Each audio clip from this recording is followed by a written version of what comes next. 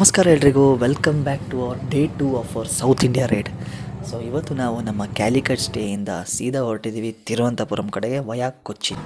On the way ಒಂದು tea break ಹಾಕಿ ನಾವು ನಮ್ಮ ಜರ್ನಿನ ಮುಂದೆ ಕಂಟಿನ್ಯೂ ಮಾಡಿದ್ವಿ. ಕೊಚ್ಚಿನಲ್ಲಿ ಒಂದು ಒಳ್ಳೆ ಅಥೆಂಟಿಕ್ ಸೌತ್ ಇಂಡಿಯನ್ ಬ್ರೇಕ್ಫಾಸ್ಟ್ನ ಎಂಜಾಯ್ ಮಾಡಿಕೊಂಡು ಸೀದಾ ಹೈವೇ ತಗೊಂಡು ನಾವು ಹೊರಟ್ವಿ ನಮ್ಮ ಫಸ್ಟ್ ಡೆಸ್ಟಿನೇಷನ್ ಆದಂತಹ ಕುಮಾರಕೋಮ್ ಲೇಕ್ ಬೋಟರ್ ರೈಡ್ಗೆ. ಲೇಕ್ ಬೋಟರ್ ರೈಡ್ ಹತ್ರ ತಲುಪ್ತಾ ಮಧ್ಯಾಹ್ನ ಆಗೋಗ್ಬಿಟ್ಟಿತ್ತು. ಸೊ ಎಲ್ಲರೂ ಬ್ಯಾಗ್ಸ್ನೆಲ್ಲ ರಿಮೂವ್ ಮಾಡಿ ಒಂದೊಳ್ಳೆ ವ್ಯೂನ ಎಂಜಾಯ್ ಮಾಡಿದ್ವಿ. ಅಲ್ಲೇ ಇದ್ದಂತಹ ಲೇಕ್ ಸೈಡ್ ಹೋಟೆಲ್ನಲ್ಲಿ ನಮ್ಮ ಲಂಚ್ನ ಮುಗಿಸ್ಕೊಂಡು ನಾವು ನಮ್ಮ ಬೋಟ್ ರೈಡ್ನ ಕಂಟಿನ್ಯೂ ಮಾಡಿದ್ವಿ.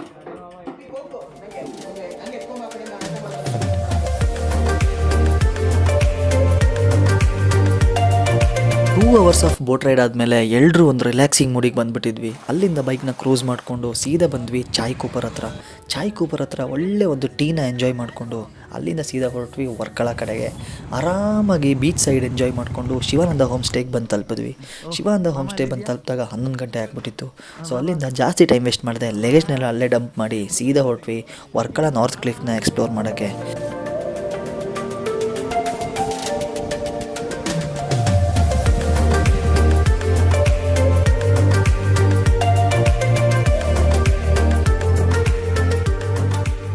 ವರ್ಕಳ ಕ್ಲಿಫ್ನ ಪ್ರತಿಯೊಂದು ಗಲ್ಲಿನೂ ಅಲ್ದಾಡಿ ನಾವು ಕೊನೆಗೂ ಬಂದ್ವಿ ಡಾರ್ಜಿಲಿಂಗ್ ಕೆಫೆಯ ಆಸ್ಥೆಟಿಕ್ ಲೈಟ್ಸ್ ನೋಡಿ ಅಲ್ಲೇ ಒಂದು ಸ್ವಲ್ಪ ಹೊತ್ತು ಟೈಮ್ ಸ್ಪೆಂಡ್ ಮಾಡಿದ್ವಿ. ಡಾರ್ಜಿಲಿಂಗ್ ಕೆಫೆಲಿ ಮಾತಾಡ್ಕೊಂಡು ಟೈಮ್ ಹೋಗಿದೆ ಗೊತ್ತಾಗಿಲ್ಲ. ಅಲ್ಲಿಂದ ನಮ್ಮ ಎಲ್ಲರ ಕಣ್ಣು ಹೋಯಿತು ಬೀಚ್ ಕಡೆಗೆ. ಸೊ ಹಾಗೇ ವರ್ಕಳ ಕ್ಲಿಫ್ನ ಇಳ್ಕೊಂಡು ಸೀದಾ ಬಂದ್ವಿ ಬೀಚ್ ವಾಕ್ ಮಾಡೋಣ ಅಂತ. ಸೊ ಬೀಚ್ ಸೈಡ್ ನಡ್ಕೊಂಡು ಆ ಮೂನ್ ಲೈಟ್ ಕೆಳಗಡೆ ಆ ಅಲೆಗಳ ಹೊಳಪನ್ನು ನೋಡೋದೇ ಒಂದು ಮಜಾ. ಇಲ್ಲೇ ಒಂದು ಅರ್ಧ ಗಂಟೆ ಸ್ಪೆಂಡ್ ಮಾಡ್ತಾ ಇದ್ದಂಗೆ ಒಂದು ಚಿಕ್ಕದಾಗಿ ಒಂದು ಬಾನ್ಫೈರ್ ಹಾಕಿದ್ವಿ. ಆ ಚಳಿಗೂ ಆ ಬಾನ್ಫೈರ್ಗೂ ಒಂದೊಳ್ಳೆ ಕಾಂಬಿನೇಷನ್. ಸೊ ಹಾಗೇ ಕೂತ್ಕೊಂಡು ಮಾತಾಡಿಕೊಂಡು ಹಾಡಾಡಿಕೊಂಡು ಇವತ್ತಿನ ದಿನಾನ ಇಲ್ಲಿಗೆ ಎಂಡ್ ಮಾಡಿದ್ವಿ.